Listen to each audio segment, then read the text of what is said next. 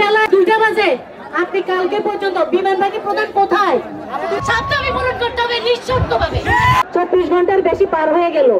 এখন আইন উপদেষ্টা স্যার আপনি এখানে বললেন পরে বসবেন, হিসাব নেবেন এবং এটা তথ্য অনুযায়ী বিচার করবেন। স্যার বিমানবাহিনী প্রধানকে এখানে চাই যে প্রত্যেকের মা এবং বাবা অভিভাবককে জবাব দিতে হবে। সেনাবাহিনী আমার সন্তানের গায়ে হাত তুলছে, শিক্ষকদের গায়ে হাত তুলছে। এটা কিসের কালকে যে বসবো?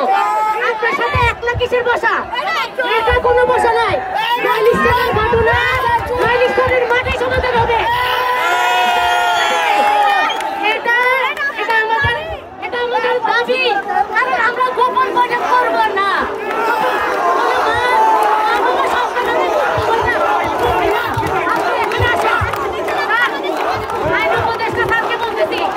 আপনি যদি একটা বাবা হয়ে থাকেন, একজন স্বামী হয়ে থাকেন, আপনি নিজে আসে আমাদের সন্তানদের মাঝে আজকে হিসাব দিয়ে যাবেন। কালকে আমাদের কিছু সন্তানদের লাশ প্লেনে করে তুলে নেওয়া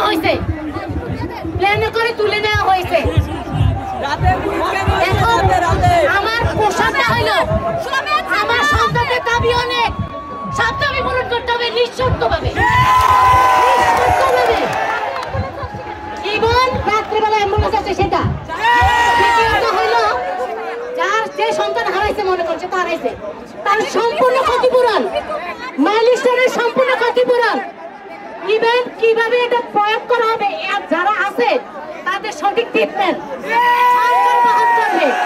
সরকার বহন করবে। উন্নত ট্রিটমেন্টের ব্যবস্থা বিদেশে নিয়ে এটা করতে হবে। এই মাঠে এসে ঘোষণা দিতে হবে। আমরা এরকম ঘোষণাতে এখন বহু দেখছি স্যার, 24 থেকে স্যার বহু দেখছি স্যার, আর দেখতে চাই না। আমি একটা মা আর একটা মাকে নিয়ে কথা বলছি, একটা বাবাকে, আমার সন্তান অক্ষত আছে, আমি আবারও বলছি আমি আমার আরেকটা সন্তান জানাইছি, আমার একটা বোন